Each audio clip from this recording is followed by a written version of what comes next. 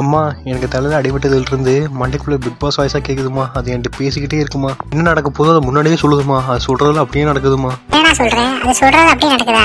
அப்போ இதை வர யார் வெளியே போகணும்னு சொல்லி அதை கேட்டு சொல்கிறியா? ஒரே குழப்பமா இருக்கிற வர யார் வெளியே போகணும்னு தெரியல.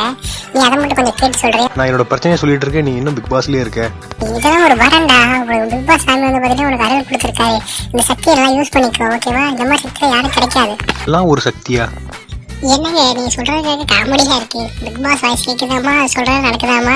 இதே வெளியே போய் சொல்லிடாதீங்க, உங்களுக்கு பைத்தியக்காரன்னு சொல்லுவாங்க. நான் சொல்றதை நீங்க கூட நம்ப மாட்டேன்றீங்க. அப்படியா? அப்படி அந்த மாதிரி என்னதான் சொல்லுது? நேரம் இரவு 12:30. வீரனுக்கு உறக்கமே வரவில்லை. வீரன் பயணிப்பதற்காக பேருந்து வந்தது. வீரனுக்கு போன் வந்தது. வீரனுக்கு பாத்ரூம் வந்தது. ஏங்க அந்த பிக் பாஸ் வாய்ஸ் எல்லாமே சொல்லுதுங்க. ஒரு அரை மணி நேரத்துக்கு வந்து கரெக்டா அலாரம் மாதிரி வந்து டைம் சொல்லிட்டு போகுதுங்க. என்னால எதுவுமே பண்ண முடியல, எல்லாத்தையும் அதுவே சொல்லிக்கிட்டு இருக்குங்க. வீரன் மதியலையை தன் கண்களாலேயே ரசித்துக் கொண்டிருந்தான். இப்ப கூட பாருங்க, நான் உங்களை சைட் அடிக்கிறத கரெக்டா சொல்றேன். மாட்டிக்கினாரு ஒருத்தர், இவரை காப்பாத்தணும் கர்த்தர், இவரை காப்பாத்த. எங்க இப்ப கூட பாருங்க, மாட்டிக்கினாரு ஒருத்தர்னு பாட்டு பாடுறாங்க. நம்பவும் முடியல, நம்பாம இருக்கவும் முடியலங்க. அம்மா, உங்க அம்மா எப்படி இருந்து விட்டு விட்டுட்டு இந்த அப்பார்ட்மெண்ட்டுக்கு ஒத்துக்கிட்டாங்க? அதுவாங்க ஃபிளாஷ்பேக். இந்த பிக் பாஸ்லயும் நல்லா விளையாடுறவங்க வெளியே போயிட்டு இருக்காங்க, முக்கிய விளையாடுறவங்க உள்ள வச்சுட்டு இருக்காங்க. ஏன்னா எனக்கு ஒண்ணுமே புரியலையே. அம்மா, அதெல்லாம் வெறும் ஸ்கிரிப்டுமா, நீ எதையும் நம்பாத. சும்மா எல்லாம் நடிச்சுக்கிட்டு இருக்காங்க, எல்லாம் எழுதி வச்சாம பண்றாங்க. நீ நம்பி பாத்துக்கிட்டு இருக்க. அப்படிலாம் சொல்லாதீங்க, அப்படிலாம் இருக்காது. உங்களுக்கு சின்ன பிள்ளை உன யாரும் சொல்லி ஏமாத்துறாங்க, அப்படிலாம் இது இருக்காது. சொல்லி நீ எதாமா நம்பி இருக்க. சரி விடுவா, டைம் ஆச்சு, மேட்ச் போட்டுருவாங்க, மேட்ச் பார்க்கலாமா? இந்த மாதிரி எதுக்கு சரி யாரும் வெளியே போறாங்க, நான் பார்த்தே ஆகணும். சூப்பர், நீ வெளியே பக்கத்துலயே மேட்ச் பார்த்துட்டு ஆமா, மேட்ச் ஃபீல் ஏதாவது படமா வேணுமா? என்னவா பிக் பாஸா பார்த்துட்டு இருக்கிறாரு? அப்படி என்னதாமா இருக்கு? போர் அடிக்குது. பிப்பாவே பிக் பாஸ் போர் அடிக்க சொல்ற ஒரே இதுதாண்டி. இன்னைக்கு இந்த காலத்து பிள்ளைங்க ரசனையா இருக்கு, ரசனையே இல்லாத பிள்ளைங்க. நமக்கு ரசனை இல்லையா? என்னத்த சொல்ல தெரியுமா? இதை கூட விடு. நம்ம இருக்கிற ஏரியா காலி பண்ணிட்டு நம்ம புதிய ஏரியாவுக்கு தலைவருக்கு போகலாமா? எல்லாருமே நம்ம வீட்டு எழுதி கொடுத்துட்டாங்க. நீ மட்டும் ஏன் அந்த வீட்டு எழுதி தர மாட்டேன்ற? பழைய வீடு தானம்மா, எழுதி கொடுவா. புது வீட்டு போய் நிம்மதியா இருக்கலாம். வீடா இது? நானும் உங்க அப்பா இவ்வளவு கஷ்டப்பட்டு கட்ட வீடு தெரியுமா? நாங்க ஃபர்ஸ்ட் வந்து சம்பாதிச்சு வாங்கின வீடு இதாண்டி. எப்படி விட்டுட்டு போக முடியும்? அம்மா, இந்த வீட்லயே எவ்வளவு நாளமா இருக்கிறது. இங்க வரமா படுத்தா கால் இடிக்குது, மேல இருந்துச்சா தலை இடிக்குது. எத்தனை நேரமா இங்கேயே இருக்கிறது. புது வீடு கூட நிம்மதியா இருக்கலாமா? புது வீடு தரேன்னு சொன்னாங்கல்ல. சரி, நம்ம ஆளு தான் நம்ம வீட்டுக்கு வரேன்னு சொல்லிட்டே இருக்கா. இந்த வீட்டுக்கு எப்படி அவ்வளோ கூட்டு வர்றது? அந்த புது வீட்டாக தான் நல்லா பெருசா இருக்கும், அவளையும் கூட்டு நல்லா காட்டலாம். ஐயோ, எப்படியாவது அம்மா சம்மதிக்க கேட்டுமே. ஒத்துக்கோமா, என் ஃப்ரெண்ட்ஸ் எல்லாம் வீட்டுக்கு வரேன்னு சொல்றாங்க, அவங்க எல்லாம் பார்க்க வரேன்னு சொல்றாங்க. இந்த சின்ன வீட்டுக்கு எப்படி அவங்களை கூட்டு வர்றது? ஏன் அந்த வீடு எல்லாம் பெருசா இருக்கும், அவங்க எல்லாம் வீட்டுல வந்து தங்க வைக்கலாம். உன் ஃப்ரெண்ட்ஸ் எல்லாம் பெரிய மகாராணிங்க, இந்த வீட்டை வந்து பார்க்க மாட்டாங்களா? உன் ஃப்ரெண்ட்ஸை கூட்டு வரணும், இந்த வீட்டுக்கு கூட்டு வா. நம்ம இருக்கிற வீட்டில் நம்ம சந்தோஷமா கற்றுக்கணும். உங்க அப்பா அந்த காலத்தில் எப்படி இருந்தோம் தெரியுமா? ஐயோ அம்மா, என் ஃப்ரெண்ட்ஸை கூட்டிகிட்டே வரலாமா? நீ அப்பா பெருமை பாட ஆரம்பிக்காதம்மா. அம்மா, நான் சொல்ல மாட்டேன். நம்ம இந்த ஏரியா கல்வி பண்ணி அந்த புதிய ஏரியா போகும்ல, அந்த வீட்டில் வந்து பார்த்தீங்கன்னா ஒரு வீட்டுக்கு ஒரு டிவின்னு தராங்களாமா.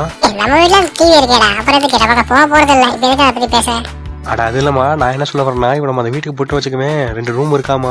ஒரு ரூம்ல நீ இருந்துக்க, இந்த டிவி வச்சு நீ பிக் பாஸா பாத்துக்கிட்டு, இன்னொரு ரூம்ல இன்னொரு டிவி அவங்க தர டிவி வச்சு நான் தங்கச்சி மாதிரி மாதிரி டிவி பார்த்துக்கிறோம். இது நல்ல ஐடியாவா இருக்குல்ல? இது நல்ல ஐடியாவா தான் இருக்குது. இங்க இருந்தா 2 தலைவலிட்டே இருக்குது. ஒன்று கிரிக்கெட் பைத்தியம், இன்னொரு பட பைத்தியம். 2 மாற்றி மாற்றி நம்ம தலைவலிட்டே இருக்குது. அங்கே போனால் நம்ம வாடகை தனி ரூம்ல நம்ம நம்ம டிவி பார்த்துக்கலாம். உடனே ஒத்துக்கிட்டா இவங்க நம்ம சீப்பாக எடுத்துக்குவாங்க. இப்போ என்ன பண்றது? அம்மா ஒத்துக்குமா ப்ளீஸ்மா. சரி என்ன பண்றது? நான் டிவிக்கா பிக் பாஸ்க்காக நான் ஒத்துக்கல. இவங்க ஃப்ரெண்ட்ஸ் எல்லாம் வீட்டுக்கு வராங்கன்னு சொல்றேன். அப்புறம் உங்க நேரம் வேலைக்கு போறாங்க, அவங்க ஆஃபீஸ் மட்டும் வருவாங்க. அதுக்காக ஒத்துக்கிறேன். சரி, அந்த ஆளை கூட்டிட்டு வா, நான் கையெழுத்து போட்டு தரேன். நம்ம வீட்டை வச்சிடலாம். நம்ம வாழ்க்கை நல்லதான் நடக்குது. வீட்டுக்கு போன முதல் வேலையை நம்ம வீட்டுக்கு கூட்டு வந்து காட்டணும். ஐயா, நீங்க சொன்ன மாதிரி எல்லா ஏற்பாடும் பண்ணியாச்சியா? நீங்க வந்து பேசினா மட்டும் போதும். சரியா? எங்கேயா நான் பேச வேண்டிய பேப்பரு எல்லாம் கரெக்டா எழுதிருக்கேல. நான் என்ன பேசினாலும் கைதிட்டே இருக்கணும். ஐயா, அதுக்கெல்லாம் நம்ம ஆளுக்கு ரெடி பண்ணியாச்சியா? நேற்றே எல்லாத்துக்கும் ட்ரைனிங் கொடுத்தாச்சு. நீங்க பிக் பாஸ்ல கமல் சார் பண்ற மாதிரி கையை காட்டினா மட்டும் போதும், உங்க கை தட்டிக்கிட்டே இருப்பாங்க. சரி எங்கேயா நான் பேச வேண்டிய பேப்பர் அதை கொடு. ஐயா, பேப்பரு இதுல இருக்கிறது மட்டும் அப்படியே நீங்க பேசுறீங்க. சரி, நான் பேசும்போது எவனும் ஏற்றி எதுவும் பேசிடக்கூடாது, ஓகேவா? பேசினா அவ்வளோதான், மறுகையாதான். டேய், கூட்டத்தை பாத்தியா?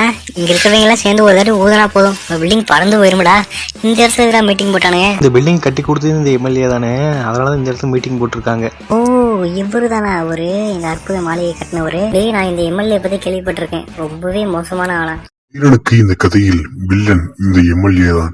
அதாவது வீரனுக்கு யமனே இந்த எம்எல்ஏ தான். அண்ணே, எனக்கு இந்த எம்எல்ஏ தான் யமன்னு சொல்றானே. சொல்றானா? யாரா சொல்றா? அதானே பிக் பாஸ், அவன் தானே சொல்றான் எனக்கு இந்த எம்எல்ஏ தான் யமனாக போறானா. சும்மா இருடா, கூட்டத்தில் இப்படி பேசிக்கிட்டு இருக்காது, அடிச்சு போட்டு போறானுங்க. பிக் பாஸ் வந்தானா பிக் பாஸ், அவருக்கு வேற வேலை இல்லை, இவர்கிட்ட சொல்லிட்டு இருக்காராமா. அம்மா பிக் பாஸ் நீ எங்க பார்த்த? நான் எங்கேயும் பார்க்கலண்ணே, அவர் தானே வந்து என் காதில் சொல்லிக்கிட்டே இருப்பாரு. அவருக்கு சொல்றதுக்கு வேற இடம் கிடைக்கலையாடா, எப்பதான் உங்க காதலே வந்து சொல்லிக்கிட்டு இருப்பாரா? சும்மா காமெடி பண்ணாத. மீட்டிங் மீட்டிங் முடிஞ்சதுக்கப்புறம் பிரியாணி போடுறாங்களாமா, நீ சாப்பிட்டு வீட்டுக்கு வாங்கிட்டு போ. பாவம் அவர்களுக்கு தெரியவில்லை அது பிரியாணி இல்லை வெறும் தக்காளி சோறுதான் என்று. அண்ணே அது பிரியாணி இல்லை தக்காளி சோறு தான் சொல்கிறானே பிக் பாஸ். என்னது தக்காளி சோறா? அப்படிலாம் இருக்காதா, பெரிய மல்லிகை கட்டியா பிரியாணி தான் போடுவேன். சரி மீட்டிங் ஆரம்பிச்சிச்சு, அந்த என்ன சொன்னாலும் கை தட்டணுமாமா. அவங்க யாரையும் சொல்லியிருக்கானுங்க, அந்த என்ன பேசணும் கை தட்டு. என் முதுகெலும்பில் துடிக்கும் இதய துடிப்புகளே. வீரனே, இதய துடிப்பு எங்கே துடிக்கும் என்று உனக்கு தெரியுமா? இதய துடிப்பு இதயத்துல தான் துடிக்கும். டேய் சும்மாடுறா, மட்டும் இதெல்லாம் யாரா கேட்டா? வாய் வச்சு சும்மாடுறா, அதான் நம்மளே பாக்குறான்டா. அண்ணே நான் தான் சொன்னேன்ல, நான் எதுவும் பண்ணல, அந்த பிக் பாஸ் தான் இந்த கேள்வி கேட்டுட்டு இருக்கான். அந்த பிக் பாஸை கொஞ்ச நேரம் மியூட்ல போடுறா, அந்த ஆளு கோவம் வச்சு நம்மளை கொண்டு விடுவான்டா. என் முதுகெலும்பில் துடிக்கும் இதய துடிப்புகளே, என் ஆருயிர் பெருமக்களே, என் தொண்டர்களே. உங்களுக்காக நான் என்ன செய்ய போறேன்? என் உடம்புல இருக்கிற தோலை அப்படியே உங்களுக்கு சிறப்பா செஞ்சு போடவா? Bigg Boss 7 title winner Saravana Vikram. அடிச்சு விடு.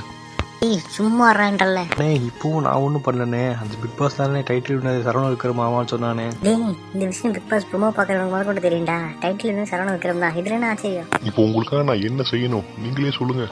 அர்ச்சனாவை விட மாயா மிகவும் சிறந்த போட்டியாளர். யாரை பார்த்தும் பிக் பாஸ் வீட்டில் மாயா பொறாமைப்படவே மாட்டார். கொஞ்ச நேரம் சும்மா இருடா. டேய் நீ கொஞ்ச நேரம் சும்மா இருடா, உன் கூட வந்ததுக்கு என்னையும் போட்டு பொழந்துருவானுங்கடா. இப்போவும் நான் ஒன்றும் பண்ணலண்ணே, அந்த பிக் பாஸ் தானே திரும்ப பேசிக்கிட்டே இருக்கா, அவனை தானே சும்மா இருக்குன்னு சொன்னேன். நீ அவன் சொன்னான்னு சொல்ற, இங்க பாரு எம்எல்ஏ ஆளுங்க நம்மளே பாத்துக்கிட்டு இருக்கானுங்க. யாருடா இவன்? நம்ம என்ன சொன்னாலும் ஏதோ ஒன்று சொல்லிக்கிட்டே இருக்கான். டேய் யாரா அந்த பையன்? நான் என்ன பேசுறோம் ஏதோ ஒன்று பேசிக்கிட்டே இருக்கான். எதிர்கட்சிக்காரனோட ஆளா? யார் அவன்? ஐயா அவன் எதிர்கட்சிக்காரனோட ஆளா இல்லையா, நம்ம குப்பத்தில் இருக்க ஜனங்கள்லாம் எடுத்து நம்ம அப்பார்ட்மெண்ட் தங்க வச்சோம்ல, அங்க இருக்கிற கூட்டத்தில் ஒருத்தன் ஐயா அவன். சாதாரண குப்பத்தில் இருந்தவனுக்கு இவ்வளவு தைரியமா? நம்மள எது பேசுற அளவுக்கு வாழாயிட்டானா? ஏன் அவன் தாங்க ஐயா நம்ம தம்பிகள்டே பிரச்சனை பண்ணவன். இதுங்கெல்லாம் முளையிலே கிளியர் வச்சிடணும். உடனே என்ன பண்ற, அந்த பையனை நம்ம கூட ஒத்துக்கிட்டு வர சொல்ல. சரிங்க ஐயா. வீரனும் யமனும் நேருக்கு நேர் சந்திக்க உள்ளனர்.